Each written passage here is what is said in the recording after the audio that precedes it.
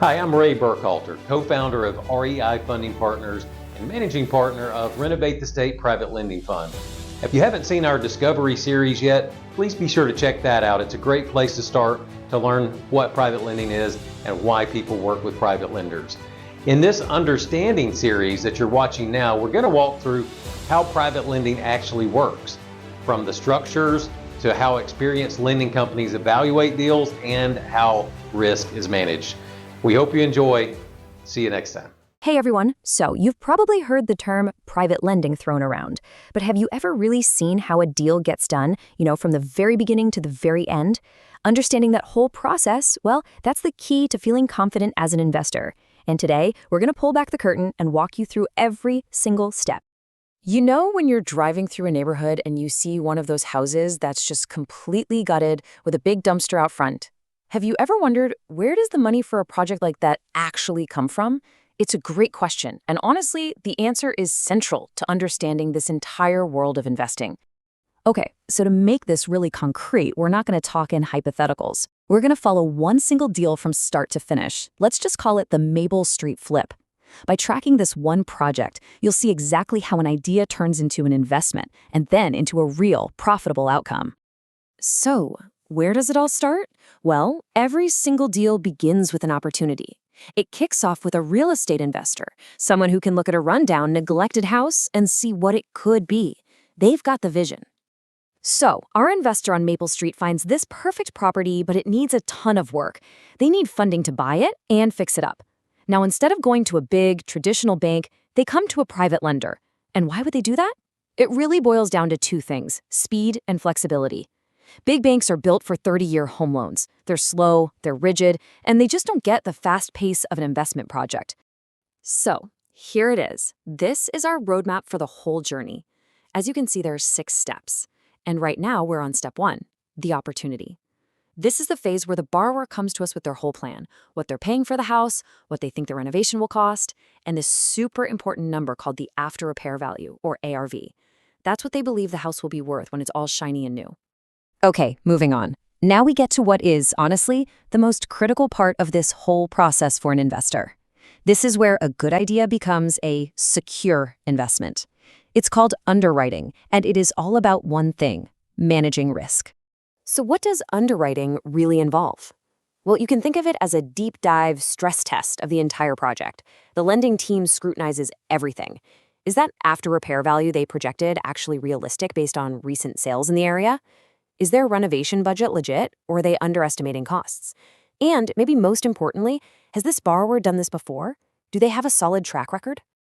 And all of this intense vetting leads to the single most important concept for protecting your money: the margin of safety. At its core, it's pretty simple. We're just not going to lend the borrower the full projected value of the finished house. That gap between what we lend and what the house is worth, that's your protective buffer. It's a financial cushion that acts as the first line of defense for your capital.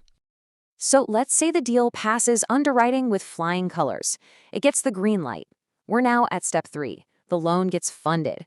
This is the moment your capital officially gets put to work. The borrower gets the money they need to buy the Maple Street house and start swinging hammers.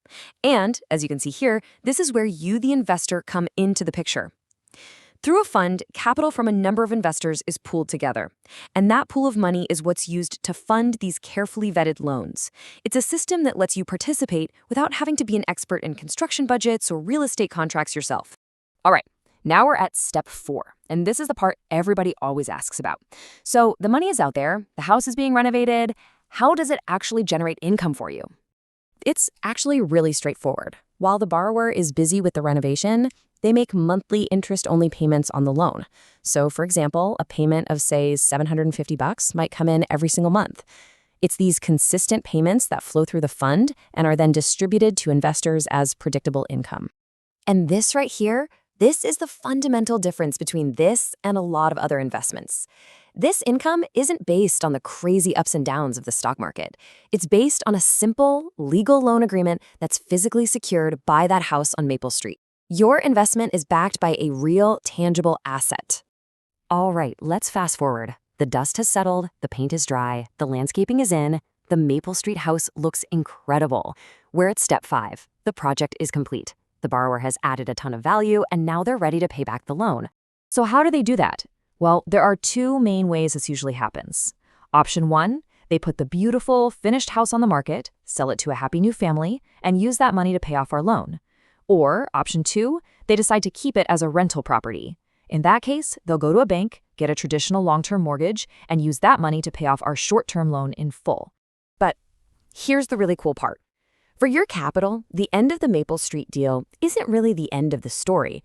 It's actually just the beginning of the next chapter.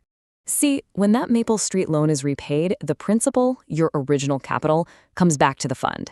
And from there, it's immediately ready to be redeployed into the next carefully vetted project that's waiting in the pipeline. This creates this awesome continuous investment cycle that allows your capital to keep working for you over and over again. So if there's one big thing to take away from all this, it's this. In private lending, you're not just speculating. You are lending against a hard asset, a physical property, within a system that has a defined structure, a clear timeline, and a predictable return. So now that you've seen how a deal works when everything goes right, the smartest question you could possibly ask is, what happens when a deal goes wrong? What if a borrower defaults? In our next explainer, we're going to tackle that question head on. We'll break down exactly how that margin of safety we talked about really works to protect capital when things don't go according to plan. You're not going to want to miss it. Thanks for watching this video content. We really hope you enjoyed it. Be sure to check out the next video in this series to keep learning details about how private lending works. And if you'd like to go deeper, you can download the free guide that you will find in the video description. Until next time, take care and God bless.